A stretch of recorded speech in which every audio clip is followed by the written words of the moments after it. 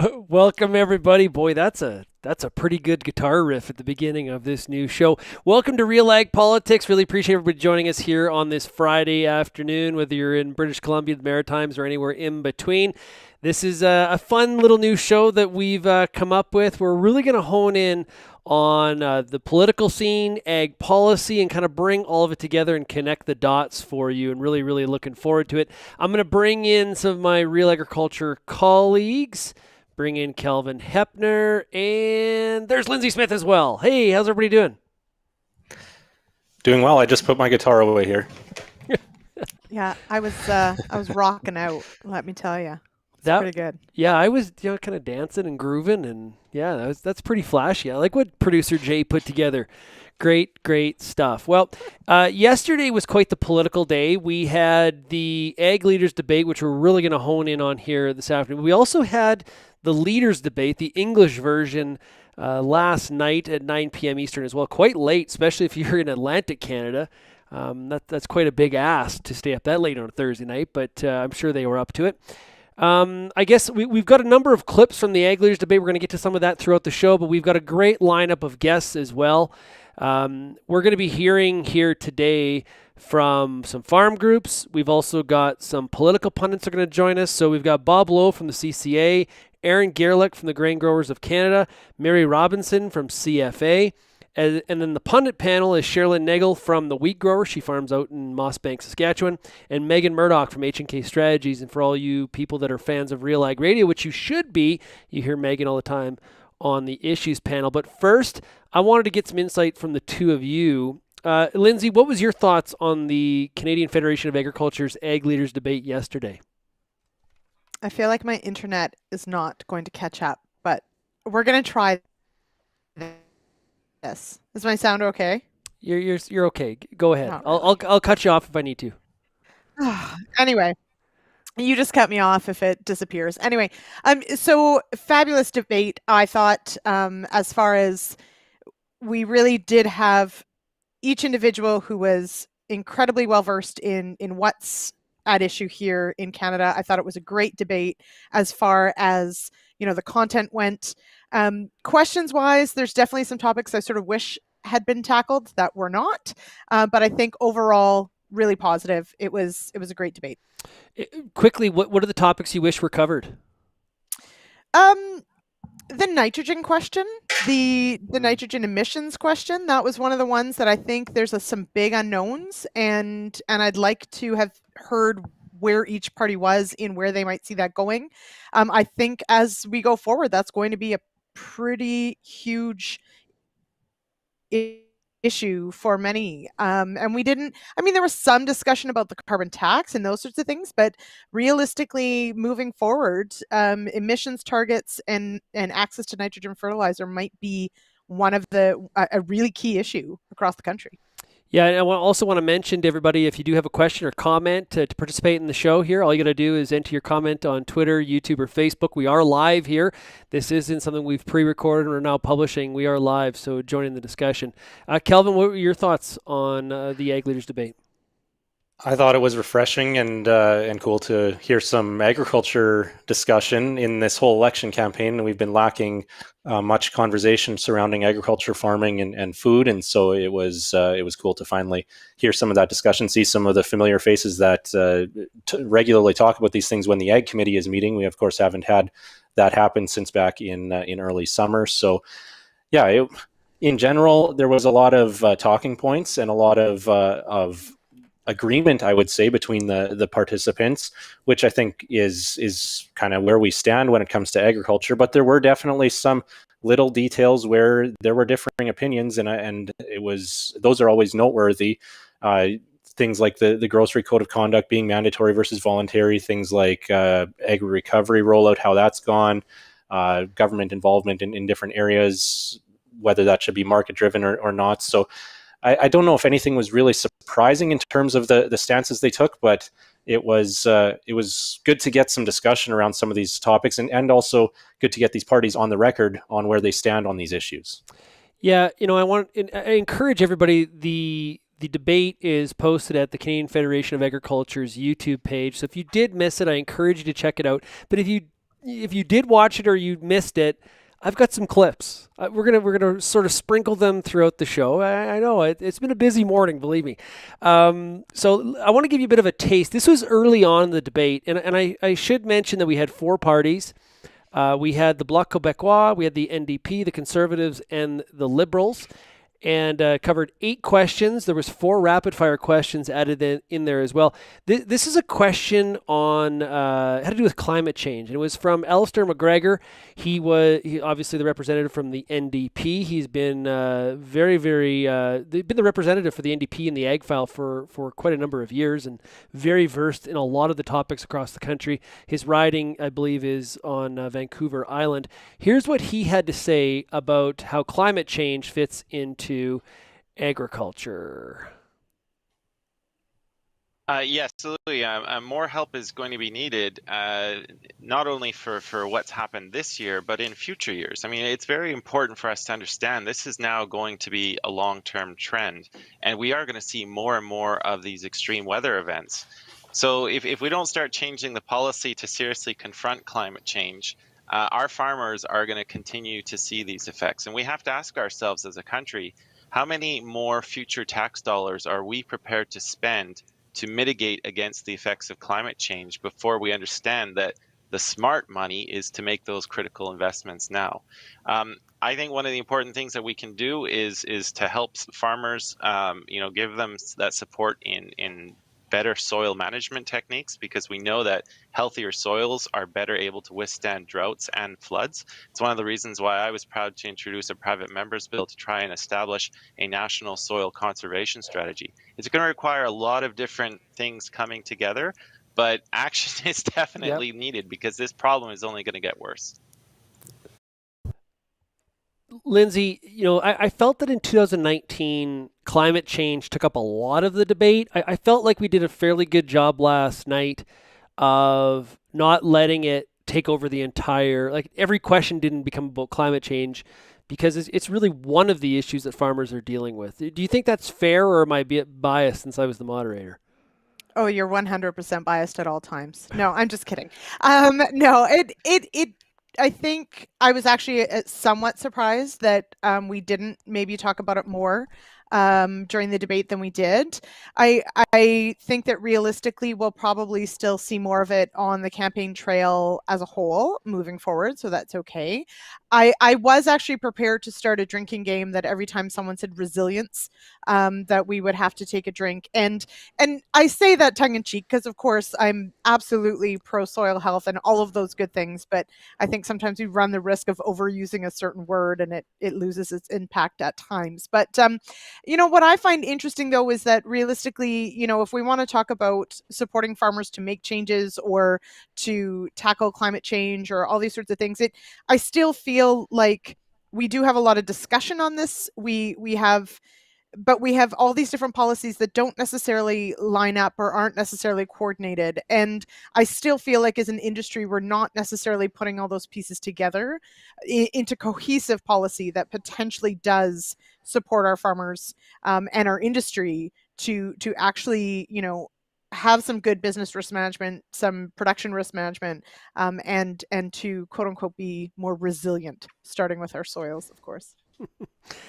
Kelvin, do you think there was a topic that was left out?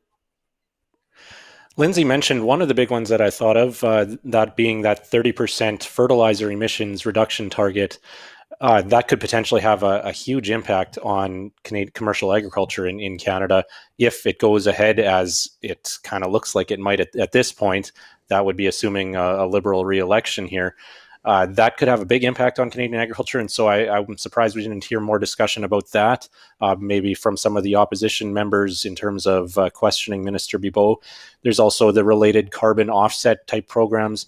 Lindsay talked about how we need some clarity on how all of this climate discussion, all these talking points around climate and carbon sequestration and so on, we've heard them for several years now, especially from the party in power. And there isn't a lot of clarity other than direct funding from government, which in the long run, this is supposed to be market driven. And there's been talk about creating this carbon offset type market where farmers get credit. There's private industry that wants to buy offset credits, and farmers are in a position to to sell those offset credits, at least that's what we've been told, then why are we messing with having direct payments by government instead? And so I think that's an issue that could have been pushed a little bit further yesterday in terms of why not have this set up in a private industry framework with government as a facilitator instead of direct payments. Farmers, I know several farmers commented on Twitter saying that they're not looking for more cash or checks in the mailbox. They want to be able to make a living off the market. And so I think that's a discussion that needs to happen in the context of where climate policy goes in Canada as well. Yeah, I know I said this earlier on RealAg Radio, but one thing I am noticing, Kelvin, is I need a makeup artist like I had yesterday. I feel my complexion looked a lot better on camera yesterday in that debate. So we need to get that in the budget. Add it to the RealAg budget, the RealAg Politics budget. Yeah, yeah, exactly. That's exactly what we need. Okay, we're going to take, we're going to let Kelvin and Lindsay go. Kelvin's going to come back in a little bit. We're going to bring in the farm groups, okay? So, Lindsay, thanks a lot for joining us here today and providing your perspective. Toodaloo. Okay, and just everybody bear with me here. Kelvin, you're going to hop off. So now it's just me. We're going to bring everybody in here. Like I said, we are live. We're waiting for, I think we're still waiting for Mary Robinson. She's coming. But we've got Bob Lowe from the CCA. Hey, Bob, how are you? Good. Can you hear me? I can hear you. You're loud and clear, man. Good to see you. Good to see you. Here we got Mary too. I'm just going to add her. Aaron, how are you doing? Can you hear me today? I can. It worked. Aaron and I had so much trouble. I got it fixed. Oh, happy to be here. Fantastic. We had so much trouble the last time we tried to have you on, so it's great to have you. And as well, we have Mary Robinson from the Canadian Federation of Agriculture. Mary, how are you? I'm super. I'm probably more well-rested than you are, Sean. That was quite a trip home last night, I would expect. Whose idea was it to fly home after the debate, get home at like 2:20 in the morning, which was 4:20 a.m. Eastern? I'm a little. We got Monster and coffee here today, a combination. You know, we're tank mixing, and we're doing well. Mary, just don't clog your nozzles. That's right. Mary, CFA hosted this debate. It has for a number of years. What were your takeaways from yesterday's debate? Oh, lots of takeaways. I think first and foremost, it was a pretty great debate. You know, it was lively and it was respectful. Probably should definitely thank Food, Health, and Consumer Products for helping us host this. They're a fantastic partner, as is RealAg. So great to have the candidates all there. And Sean, you and Martin did a great job. I kind of wish it could have gone on for a lot longer because there was just so much to talk about. And I know we had comments, people wanting other things covered, but it's tough. So particularly after our debate, watching the national leaders debate, it was pretty discouraging to see what little attention or no attention agriculture got. So I think that makes our debate even more important. Yeah, Aaron, you were doing a great job of live tweeting, and it was interesting because, you know, I was there in person, and I'm doing the job as the moderator, but when you were tweeting, I was like, I missed that totally. Like, there was things that you tweeted about that I had completely not heard as I was trying to do my job. Aaron, what were your big takeaways from last night's debate? Well, first, thanks to the CFA for hosting this conversation. It was so exciting to have a debate that was entirely dedicated to our sector's priorities. My takeaway from this conversation, from last night's debate, there were a couple of key issues that, to your point, Mary, you can't fit it all in. I wish we had twice as much time as we did, because I think that we needed to have a robust discussion on issues related to innovation. I think that we could have had more conversation around trade. Lindsay brought this up in the opening remarks as well, and I think that some conversation around the fertilizer reduction targets, I think, would have been interesting. And of course, the announcement that was made just prior to the election from the three ministers with respect to the PMRA and the review that was underway at the time for glyphosate. I think those would have been some interesting topics on which to touch. But I agree, the debate, the time that we had was rich. The debate was energetic and lively. And my favorite part was when you let them go for their 2 minutes of open debate. They were really prepared to jump into the mix and contribute to the conversation. And I most enjoyed that.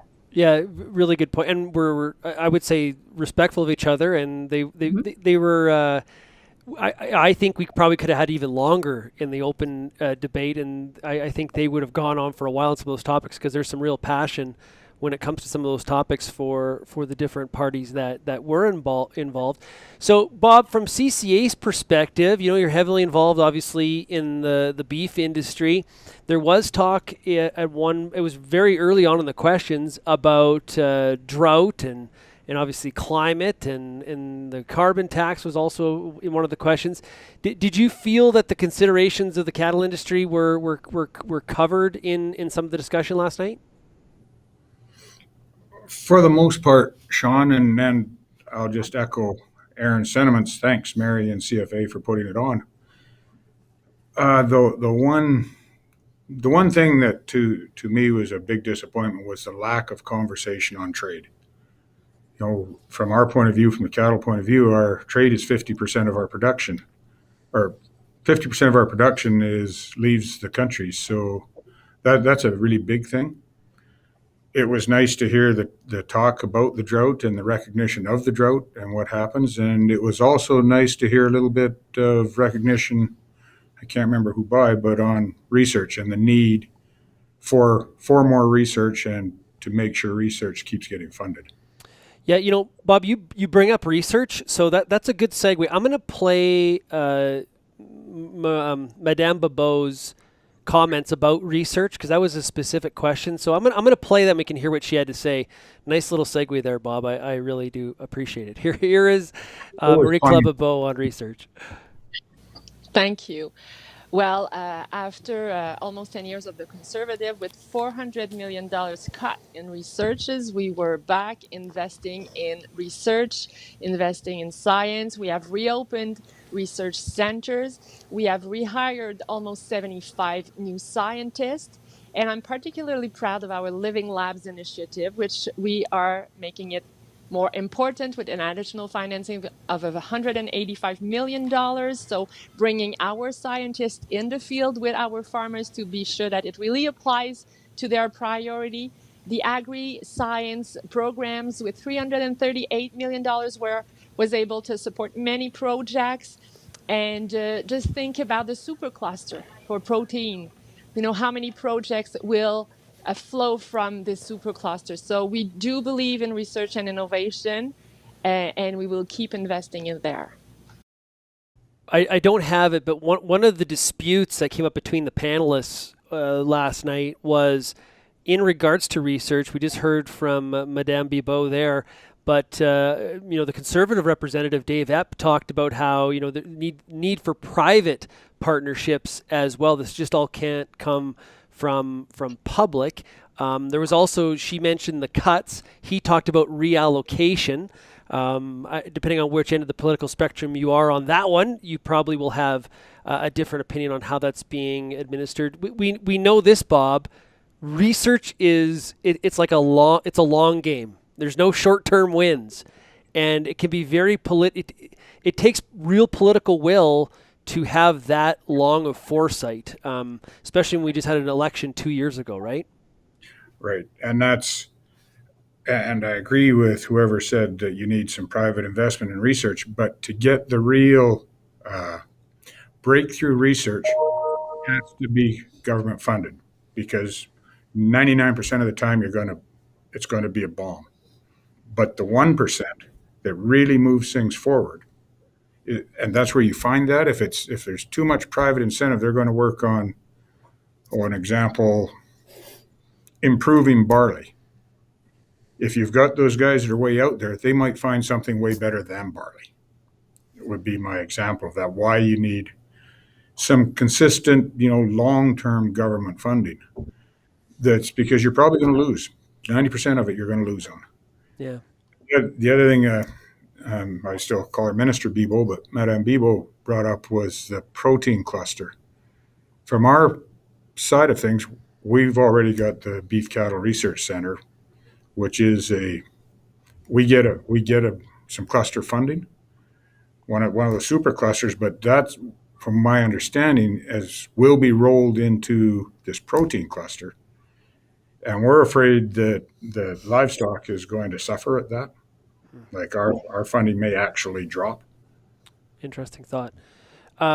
Mary, if we are going to have, it's easy to say, Bob sort of alluded to it. It's easy to say we're going to attract private industry, but you have to have the framework. You have to be able to attract that private money. It just doesn't, just because you say, hey, we want private public partnerships to fund research. It just doesn't sort of just magically appear like you're pulling a rabbit out of your hat. And this is one of the things I think was sort of missed from the candidates yesterday, is setting the stage for that to actually happen. Mary, is that a fair criticism? Yeah, I think it is. And I wanted, before we move to that, Sean, I wanted to point out, I really was pleased to see both Alistair and Yves Perrin mention the Dean's Council proposal, because I think that's a very important stepping stone as we look at our investments in research and innovation. The Dean's Council proposal is to support key research initiatives across a lot of Canadian facilities, and it'd be $130 million per year for 5 years, so $650 million. And I think that investment, I was really pleased it was highlighted last night, because it's critical for us to, I think, from a potato production perspective, you've got to have good seed foundation for your whole production. And to me, investing in the Dean's Council proposal is like having really clean seed to set up your whole system on. And to your point, for sure, if we're going to be attracting private money, we've got to modernize our regulations. We've got to make sure that we're not going to run into these geopolitical trade barriers that shut down our ability to get paid for what we do. And it is absolutely something that a holistic lens has to be applied to. The other thing we heard last night, Aaron, is apparently all the parties agree on the Canada Grain Act reform. And so no matter who wins this election, if it's one of those four parties, I guess that's going to move ahead. Is that what we learned last night? Yeah, we'll just get it done. Right? If we've got that kind of support, then I think that this is something that we're going to expect to see in the next Ag Minister's mandate letter, a commitment to get this across the finish line.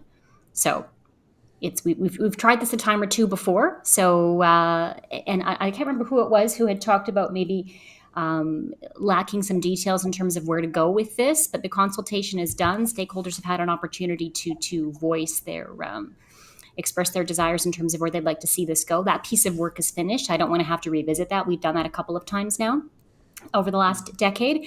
Let's move forward with legislative change. So that's something we're going to be watching for in the next Ag Minister's mandate letter. Yeah. Did you feel that trade was underrepresented by the candidates? Yeah, I would echo Bob's comments. When you look at the producers that we represent, when, upwards of 60, 70, 80% of what we grow moving into international markets. And the one thing I thought there was a real opportunity here with respect to trade is that post-pandemic economic recovery. Not a lot of time was spent talking about how we're going to drive economic growth in this country and how we're going to rely on high potential sectors like agriculture to drive that recovery. We didn't talk, I think, at all about that. And to do that, we're going to have to do a couple of things that we've talked about already. One of them is, Mary, to your point, that regulatory reform piece.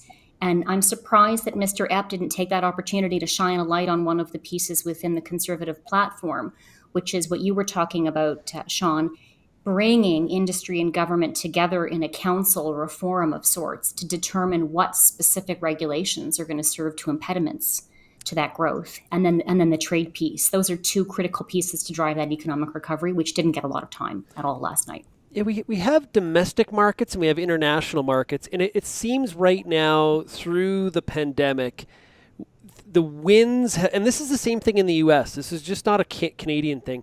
It seems like the winds have really shifted to focusing on domestic food issues. You hear a lot about food security. The grocery code of conduct came up. I got an email from a producer this morning, Mary, saying, I don't get why this was an ag issue at all. But at the same time, I also heard from people saying, thank you for bringing up the grocery code of conduct. I think it just shows the diversity probably of the issues. Mary, from your perspective, why is the grocery code of conduct, why was it brought up last night? A grocery code of conduct is incredibly important, and I would say, coming from a horticultural area, I can see why it's so important, and it speaks to those fees that are handed to the suppliers. So it just further whittles down any of the margins that a producer can hope to get paid. And when we see that over 80% of the grocery market is controlled by five entities, that's a scary lack of balance. And what we saw, the big kerfuffle when Walmart made their announcement that they were going to be passing on the entire expense of upgrading their online platform to their suppliers was shocking to me. When we look at the balance, I always think of that pie and who gets what size piece. I know from the producer perspective, we've got a lot of skin in the game, and we probably have the tightest margins. So the Grocers Code of Conduct kind of holds these people to account, and it's really important. Like Minister Bibeau kind of said, as far as it being enforceable and mandatory. She was the one that kind of maybe had a differing opinion on that. But when we look at the UK's history of what they went through, it really proves that it's got to be mandatory, enforceable, and it's got to be consistent across the country. Lindsay just made that's the wrong one. I'll put up the other one. Saying, I asked myself today, where does agriculture end and food start? I think this is, depending on what you're producing in agriculture, Mary, you probably got a different answer to this. Well, I'm just thinking if you close your nutrient loop, it doesn't end and start. It's the whole thing. Yeah. Bob, I want to get your comments on it was in the rapid fire section. It had to do with trespassing. And basically, if people are going to trespass and be activists near processing plants, should there be criminal charges? All of the parties said yes, except Madame Bibeau said no. And there was an exchange between her and Mr. Epp that I thought was kind of interesting. So I'm going to play that for you right now. I just got to find it. There it is. Here we go. Madame Bibeau, you answered no. You have 30 seconds. So trespassing on farms is already illegal. And this is the responsibility of the police. The enforcement is under the responsibility of the police.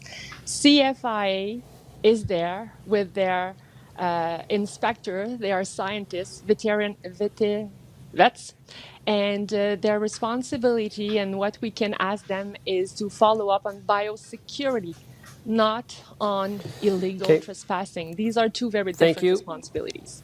Mr. Epp? Trespassing may be illegal, but it hasn't stopped the incidents from occurring, and therefore we need to address this issue.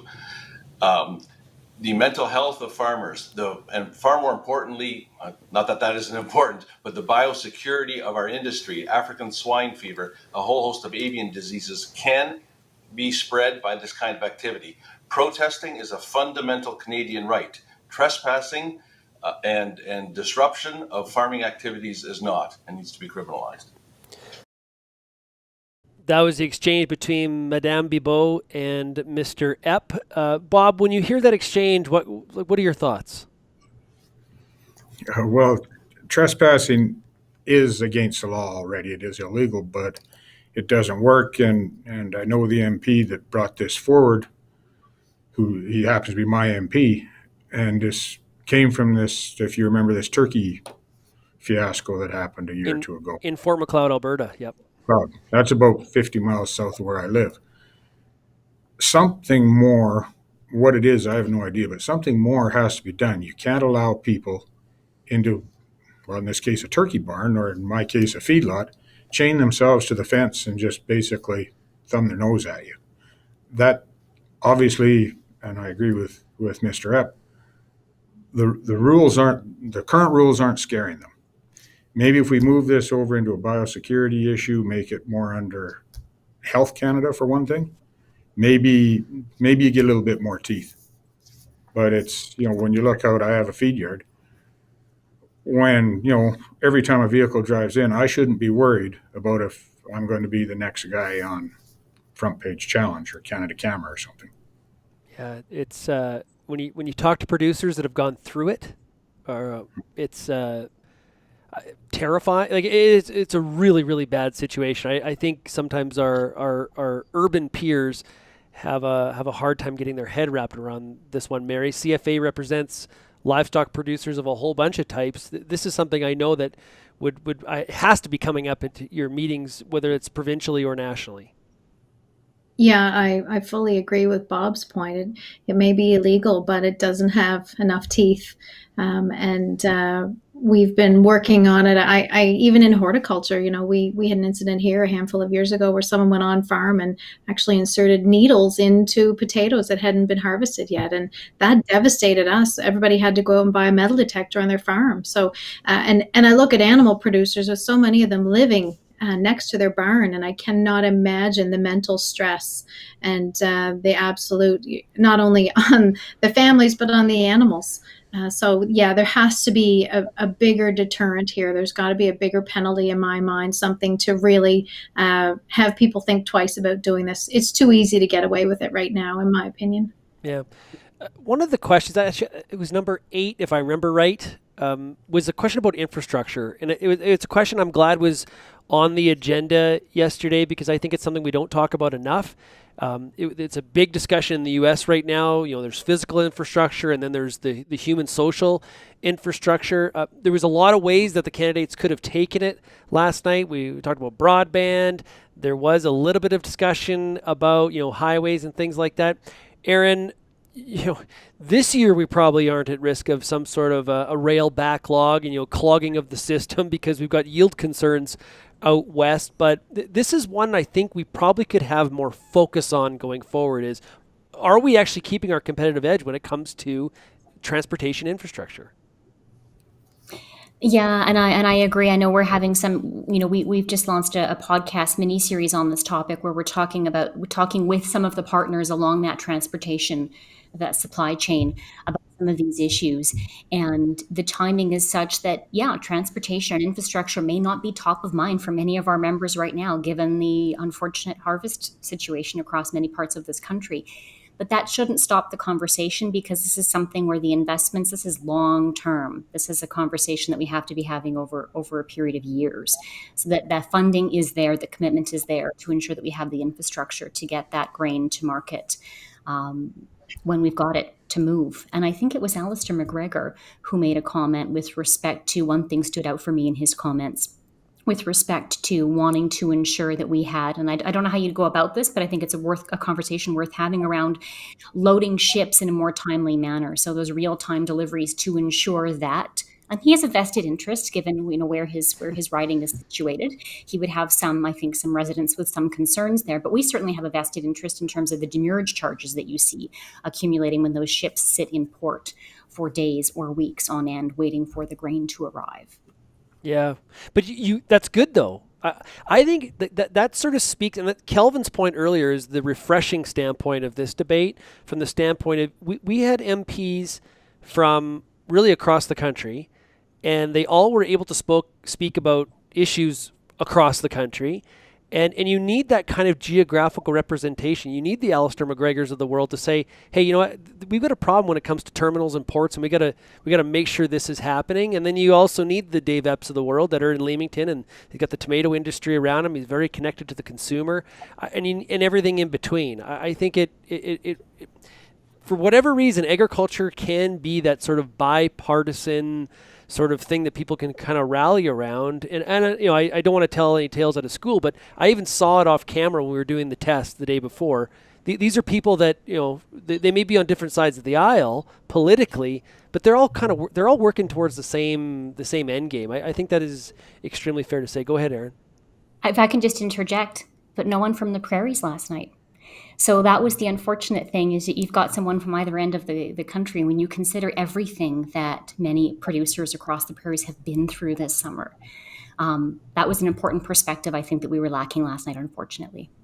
Well, blame the parties, though. The parties are the ones that submit the people. So, I think there was an opportunity there maybe for the Conservatives in Leanne Rood's absence there to bring that perspective in from the prairies. Not saying that Mr. Epp didn't do a fantastic job, but there was an opportunity I think there to address that gap. Yeah, and I'm not here to defend him at all, but I thought he actually did quite well on the drought. Some of it, he obviously had been brought up to speed very, very quickly when it came to that situation, if he wasn't already familiar with it. What do you think about that, Mary? Lack of prairie rep, parties deciding. Obviously, the Bloc wasn't going to send a prairie rep, but there was an opportunity there for the Conservatives.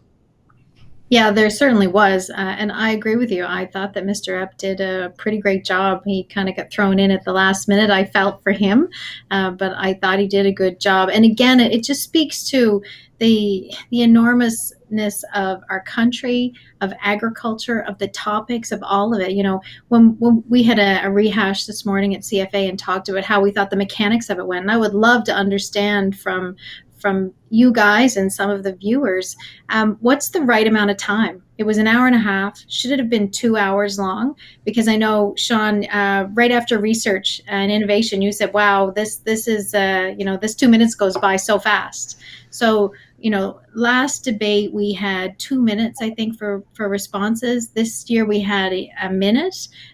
So it'd be nice to get a sense from people what they think there, because I think this was our best debate yet. Already we have surpassed the number of views we had on the 2019 debate. And we know that our audience, farmers, are going to watch it when they can, and there'll be a lot of pickup of it in the next week or two. Yeah, honestly, it was a lot of fun. It was great, and I'll say this too. There was a few people questioning who was getting cut off and who wasn't. I will say to you that we were extremely strict, myself and the producer in teamwork, to make sure that everybody was given the same amount of time, and just because somebody was longer winded on some questions didn't mean they got a free pass to just go longer. So we tried to make it as absolutely fair as possible. We're almost out of time with this panel, but Bob, I did want to ask you, one of the other missing components last night, and maybe it's just because you look at our slaughter numbers and we are rocking when you compare this year to last year, but processing capacity and diversity of capacity didn't necessarily come up last night from the candidates. Is it just because it's out of the news cycle? I don't know why. Part of the reason is we have enough processing capacity. It just might not be in the right places, and it might not be at the right time. And I'm going to go to something that you said a little bit ago. We seem to have moved from a trade society to we're concentrating more on domestic production and food security. Trade is what enables our food security. If we have to go to complete domestic production, we lose food security. We don't gain food security. So I've been on a few panels where the answer to processing is every town has their own butcher shop like they used to way back when. Well, that didn't work. That's why we got to where we've got to now. Yeah. We need some investment, I believe, in surge capacity somehow. No company is going to build a third again more cooler space on the odd chance that once every 25 years they might need it. That's where I think we might need some more investment in that industry. And you know what, Bob, the focus now on the cow herd and trying to make sure that we have those numbers through the drought, I think also is become a much more critical long-term discussion as well, because it's multi-year impacts, the more cows we cull based on this drought. So that's our biggest concern right now is, we have to keep the number of cows that we have. We're already at the lowest level we've had for 30 years or 25 years or something. Yeah. We need to be talking about increasing the herd, not trying to maintain it. What I love about Real Agriculture and what we do is bringing all of this all together across the country. I really appreciate all three of you taking the time today to join us here on our first episode of RealAg Politics. I know that you'll be back, and we're going to definitely hone in and have much more of a focus on ag policy issues on the going forward in a live stream like this. So, Aaron, thanks a lot for joining us here today. Thank you. I'm Bob. As always, great to chat with you, man. Yep. Thanks, Sean.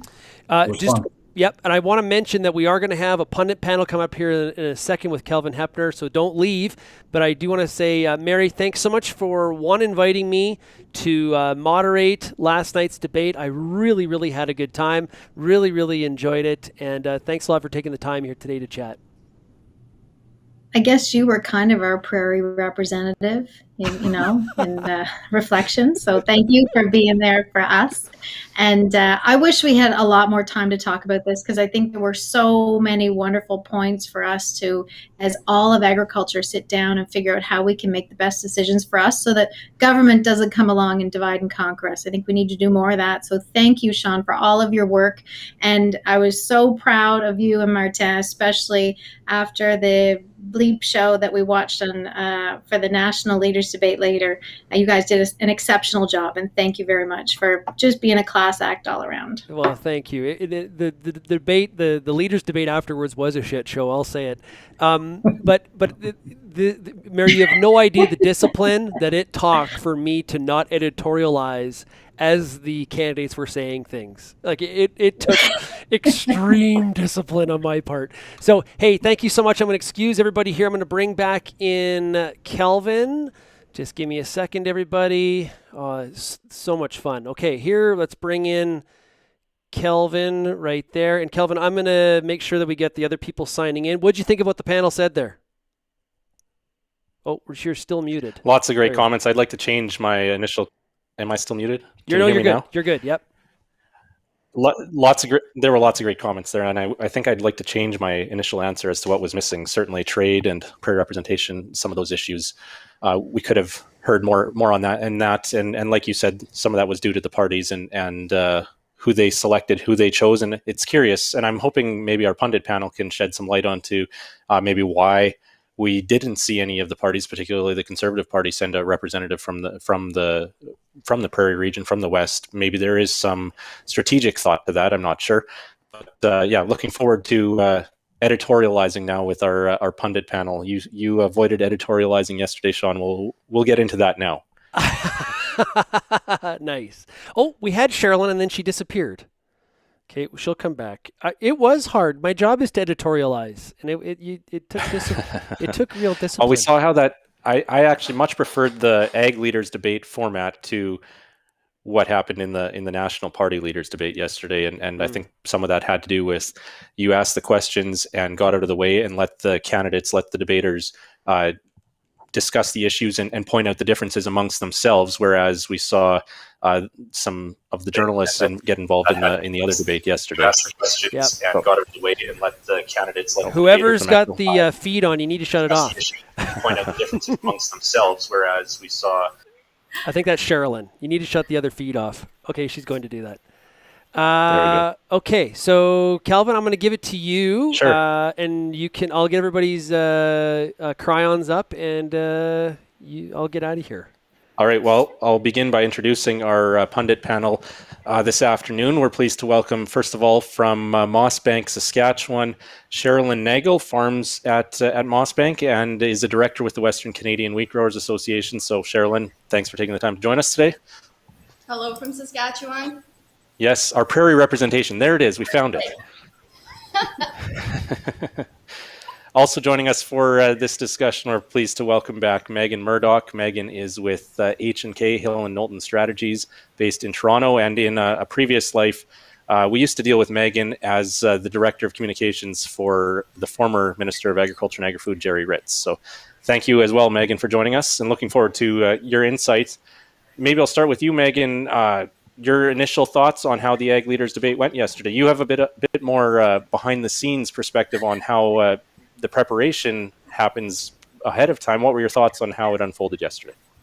Yeah, totally. It was very good. I was actually just listening to the previous panel chatting with Sean about what followed. So it is fun, I think, to compare the Ag Leaders debate to the English language debate that followed. Two very different events. I thought it was good. I thought there was certainly a good discussion, great moderation, of course, by Sean Haney. But I don't know that I learned a whole lot, unfortunately. I think that the conversation, while it was amazing and an hour and a half, CFA certainly could have had a 3-hour debate there because there was just so much to talk about. And I feel like we really just scraped the surface. Yeah, I'd agree. A lot of sticking to the general perspectives and maybe that's just the reporter in me, but I'd like to editorialize, as Sean implied, and ask some specific questions, get them on the record. But Sherilyn, I'll get to you. I'm sure you have some thoughts on the discussion that happened yesterday. I do. I didn't realize that you and Sean were going to call me a pundit, but I kind of like that term, actually. And anybody who knows me knows I'm a bit of a word nerd. And my new and favorite word right now is ultra-crepidarian. And it fits so well in these political debates. Ultra-crepidarian means speaking outside of one's area of expertise. And then if you look up pundit says people will come to you because of your areas of knowledge and expertise. So I think today I will neither be ultra-crepidarian or a pundit, but opinions I do have. All right. Thanks for the word lesson. That's not a word that I'd come across before. What were your thoughts on what the candidates said yesterday in terms of the content, and was there something that stood out to you, Sherilyn? Well, to be honest, I love me a good debate. I really do. And I'm always hoping that debates will encourage other people to like politics and to get interested. But I can't say that either of the debate, I'm going to be able to use that as a sales pitch. Oh, you don't like debates? You got to watch this one.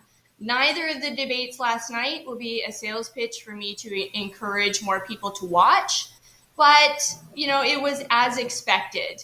The people on both debates, the agriculture debate and the leaders debate, they had, their respectful moments, and then they had their opportunities to get a bit of a jab in. I took scrupulous notes that are relatively, illegible now at the moment, but, I give credit to everybody because it's really a challenging position for them to be in. I loved that we had an agriculture debate prior to the leaders debate because there's so many agriculture issues that are really important to me. And I knew without a shadow of a doubt that they would not get talked about at the federal leaders debate. So all in all, it was a really fun night for me. My hometown is Mossbank, and our tagline is home of the great debate. So it is in my genes to love debates, and I do. So I had fun last night. Wow, all this information we didn't know we were going to learn today. You didn't even know. I didn't know that Mossbank I did not know that was Mossbank's tagline. Well, in all fairness, nobody else uses that tagline but me. But you just made it up now, didn't you? Yeah, you can look it up. Megan, was there anything missing, or what were you hoping to hear more about that you didn't hear? Yeah, there were a few things missing for sure. I mean, really, and there were a lot of things missing. And first, really to Sherilyn's point, I think it's really unfortunate that agriculture isn't part of the English leaders debate, right? Yes, it was great placement so that at least agriculture really was in prime time to some extent last night. Too bad it still continues to be absent from the main debate. But the Ag Leaders debate, covered a gamut, but there were a few things missing. And I think folks, sharing their opinions and their thoughts on Twitter last night and this morning, thought the same. Rural childcare is a big issue for, the agriculture industry, of course. Not really anything on that. Also, mental health would have been a good topic, I think, to have a bigger segment on, particularly in this last year being just so challenging for so many Canadians, but especially challenging for, I think, our agriculture industry. So those are two that I thought were glaringly absent, but, there wasn't enough time to talk about everything. Yeah, that's the challenge, which ones to prioritize. I'll let either of you answer this. What do you think it'll take to get discussion about agriculture and food into that national spotlight? We saw the Liberal Party last year pass this motion to recognize Canada as an agricultural superpower. There was some maybe optimism or hope coming out of that might spur some more recognition for agriculture. Do we tie it into the climate policy discussion, or where does agriculture find us? I guess, economic recovery. It could have a big part in that discussion as well. How do we get some more attention? And this isn't just pertaining to the debates, but also in cabinet after the new government is formed. How do we get this agriculture discussion happening and rolling? Yeah, Calvin, Feel free to you know jump what? in. If the question is, how does Canada recover from the pandemic? The answer is agriculture. And if what is going to keep people up at night is climate change, the answer is agriculture. So it's always disappointing for me when our leaders are not connecting the dots. I do hope that we can use the climate change discussion, which was a bit nauseating last night. It was a lot. It feels to me like the leaders are tripping over themselves for the moral high ground when it comes to climate change. It looks like they're just getting more and more aggressive and a bit unrealistic in some of their targets. You know, I was trying to think of an analogy last night, and it felt like if you had someone who weighs 200 pounds that's trying to lose weight and they want to lose 250 pounds.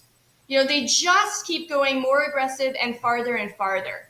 On the climate change discussion, I wish that they would consult more farmers. You know, it's a bit condescending, the conversation that happens about what to do for agriculture around climate change.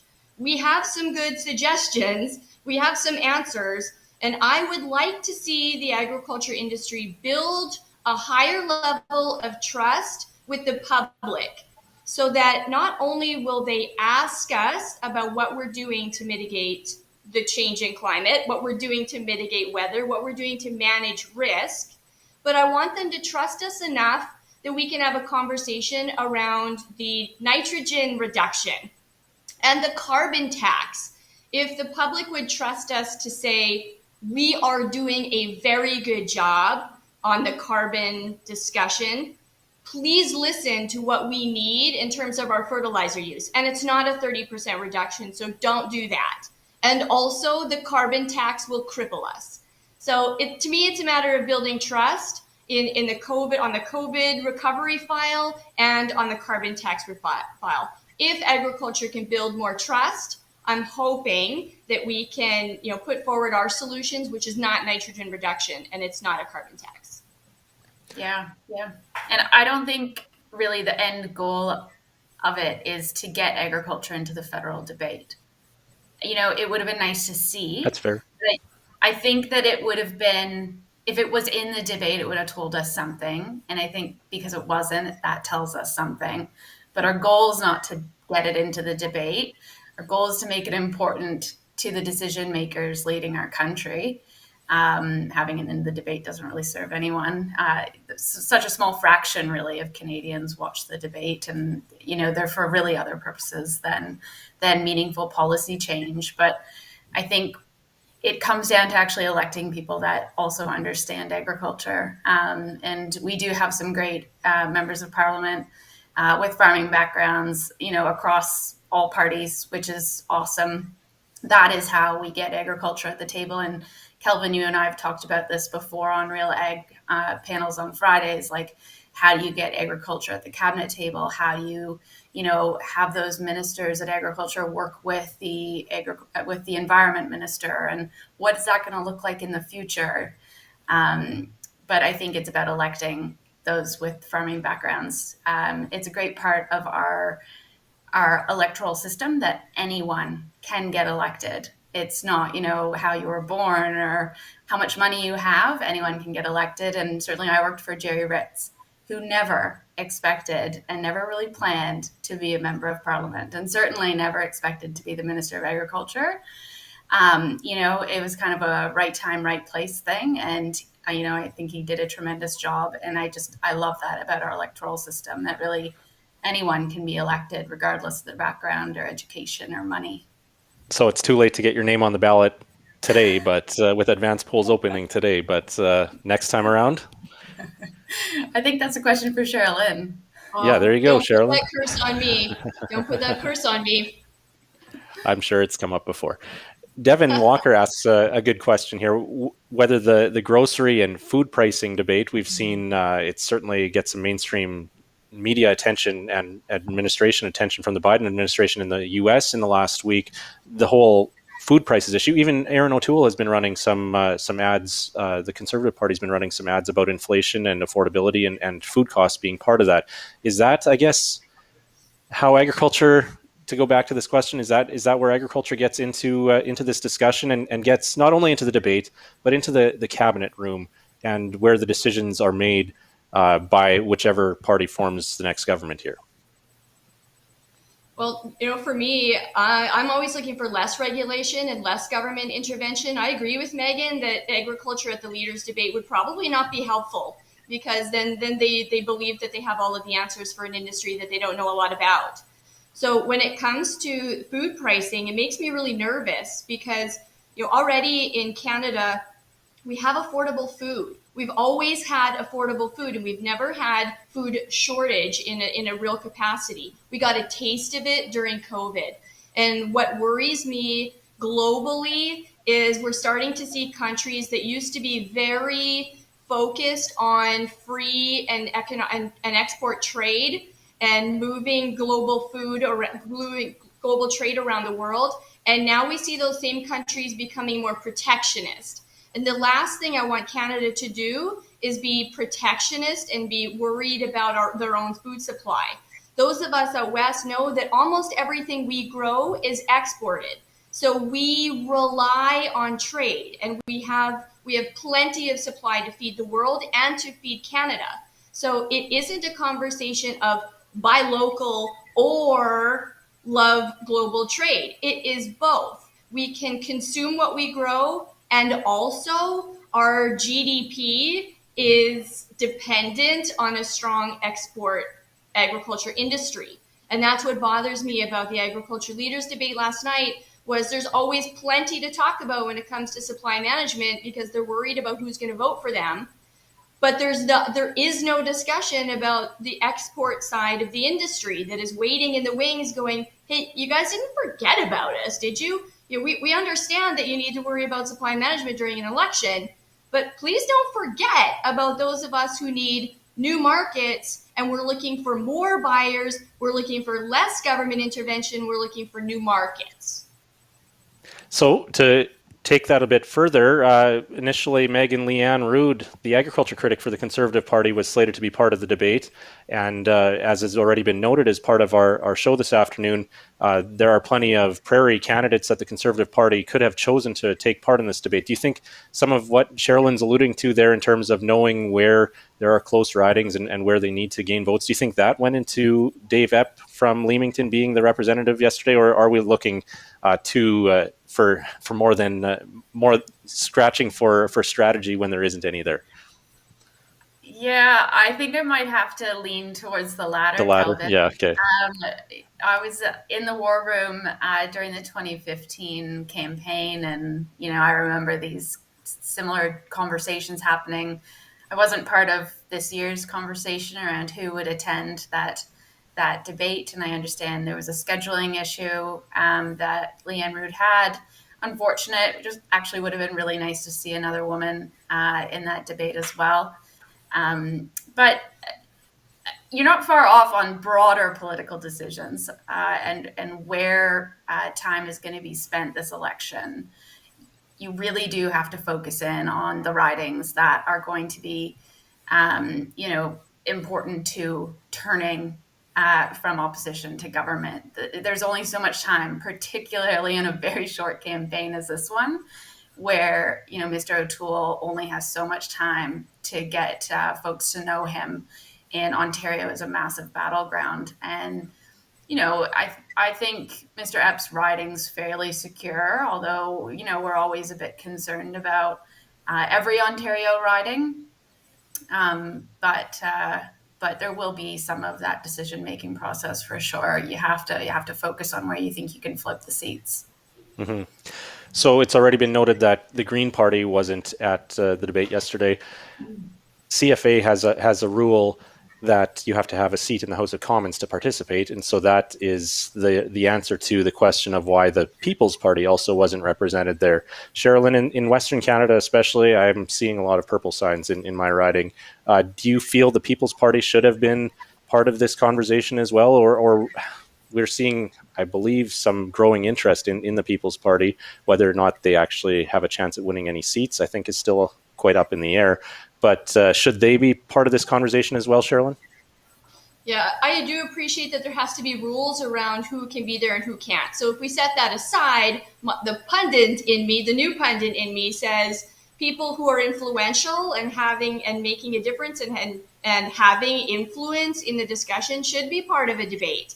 And without question, you've got the PPC party that is having an influence in these conversations, whether or not it's new perspective or just generating interest in the elections. I love extremities. I love having extreme conversations and then moving to see where we go from one side of a discussion to the other. So I would have loved to see them as part of the debate, just to see, what the response is. If sometimes that visceral response you get on either side is actually really helpful. Would you have Megan, supported the Green? I'm curious to know whether she would have supported the Green Party participating as well. Our first past the post system, there are some debates over whether it's the right way to judge a party. I think the Green Party gets, quite a wide percentage across the country, but it's so diluted per riding that they can't pull up many seats for it. But if you were thinking about it from a popular perspective, they would have quite a few votes really cast for them in any election. I'm just curious as to whether you think the Green Party should have been there. I think I would have supported them. Yeah, I can't say that I wouldn't have supported it, because I think at least in past elections, more so than this one, at least out west, and I'm speaking just with the lens of out west, they're really not having any influence out west. So if my barometer for are you a part of a debate or not relies on are you having any influence in the conversation, out west the Green Party is not having any influence. But I appreciate that across Canada they are, and so under that lens I would say I welcome it. Okay, we've kind of naturally gone into this broader election discussion, not just the agriculture debate. Before we wrap up this panel, do you guys have any profound comments on commentary on the English leaders debate that took place yesterday? Megan, your thoughts on how it went and maybe who won? Yeah, lots of thoughts on how it went. And I think for the majority of Canadians who probably only watched about 30 minutes of it, or those who watched maybe only watched the first 30 minutes. There was an exciting Blue Jays game at the same time, so there was a lot going on last night. NFL, like we were NFL, tennis, yeah. Yeah, there's a lot going on, and honestly, this stuff is made for people like us, not for people who don't enjoy politics as much. But that first 30 minutes was awfully wild, I would say. Sean did a great job, but man, the moderators in the federal election did not hold back. And I thought it sparked actually a lot of interesting conversation. I quite enjoyed that aspect. I know the panel before us maybe had different views on it, but I actually really enjoyed that the moderators held their feet to the fire a bit. And got the conversation going to a point where we could get to some real debate. So I would say it was fiery. Who won? I think Singh actually had quite a good night. He was able to really land a few hits on Trudeau. And it helped, too, that he was even standing next to him, because they were able to actually have that one-on-one debate, while O'Toole was really off to the side. And these are usually just drawn random numbers for replacement on the stage. But O'Toole, for that reason, and I think for a strategic reason, really held back. He didn't come out. He needed to really show Canadians that he's likable, that he's professional, that he's, calm. He's not something to worry about or someone that you might have a strong opinion about. And I think he achieved that. But for better or for worse, I think he was a bit quieter in the mix, whereas Singh got in there, and I think he scored some points. And actually, I think the Green Party did really well, actually. I think she she had some brilliant points and really got under Trudeau's skin, which was enjoyable to watch. Yeah, and also the bloc leader as well. She had a body slam there on him at one point too when it came to racism in that discussion. So, Sherilyn, your thoughts on how the national leaders debate went? Yeah, Megan, you didn't bring up the Bloc Party, but I actually thought he had one of the. It was probably the most enjoyable part of the debate for me when he came out right out of the gate and said, your question is implying an answer. And I thought that was hilarious. It was so true. The moderators did a really great job. I just thought Sachi Curl was fantastic last night. Really, pointed, and I loved watching her do that really tough job.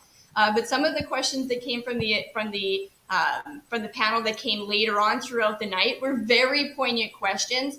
And as someone who prides herself on a lot of preamble, I've never asked a question without a lot of preamble. The preamble last night before the questions was very poignant, and I thought he was absolutely correct that most of those questions implied the answer, and I thought it was brilliant that he pointed it out. I actually disagree, Megan. I don't think that the NDP represented real well last night. I thought it was a bit comical that he sat in, he was positioned in between the Conservatives and the Liberal Party. It felt like a bit of a ping pong ball, and I actually think it threw him off. I really like the guy. He's likable, and I had high expectations for him last night, so I thought it was unfortunate where he was positioned. I started writing down how many times he used the word billionaire, and a friend of mine that I was watching with coined it as a billionaire sandwich because he started off blaming the billionaires. In the middle, he was paying for everything using billionaires, and at the end of the closing, it was billionaires. So it was just a whole billionaire sandwich was the answer to all of his issues. But I do think that the Green Party made some great comments. I absolutely loved it when she said that currency is our word. Our strongest currency is our word. I would substitute word for reputation. I think our currency is our reputation, and I really liked that tagline. So yeah, kudos to all of the parties for being there and doing their best last night. Yeah, right. I think I had a different perspective being in battleground NDP and Liberal land downtown Toronto. You could just see that dynamic a bit different between the two because they're fighting over the same voter, and I just saw that. And to your billionaire comment, I was left wondering how many billionaires there are in Canada to pay for his promises. But I was thinking about starting to do shots every time Jody Wilson-Raybould was brought up. I think it was 5 times at least. And every time was a literal shot or a blow to the Prime Minister, I think, and how he was feeling about how the debate was going. So yeah, he took it to the knees last night, that is for sure. Yeah.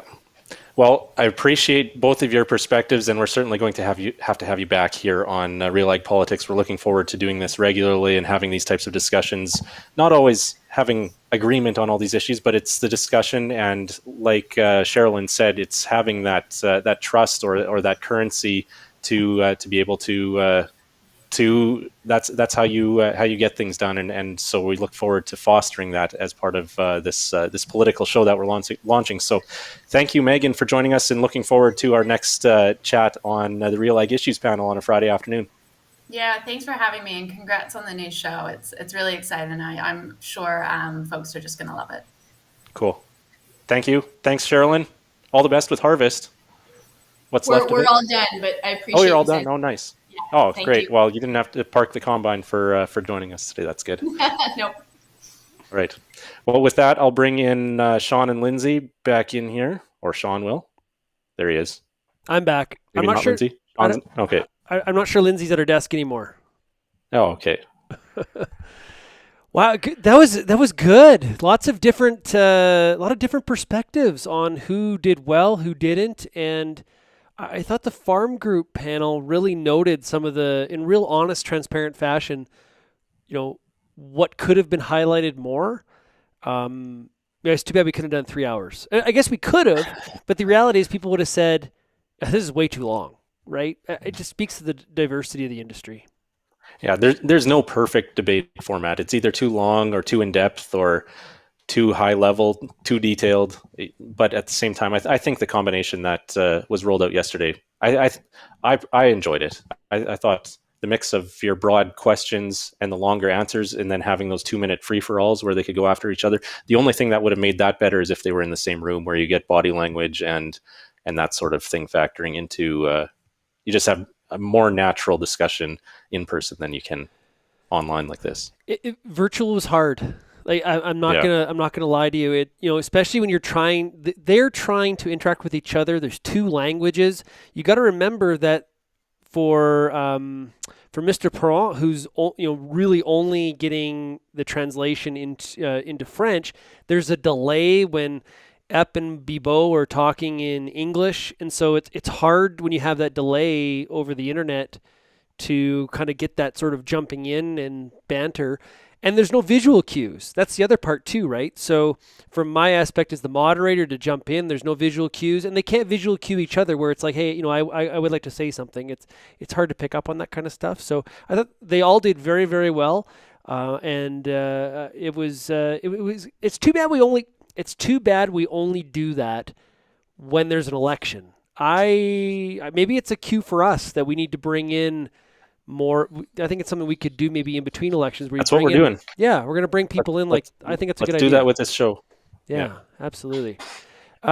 We should mention, Calvin, that we're going to be back with RealAg Politics. We're still trying to figure out the frequency and what day, but I can tell you this. We will be back on election night, September 20th.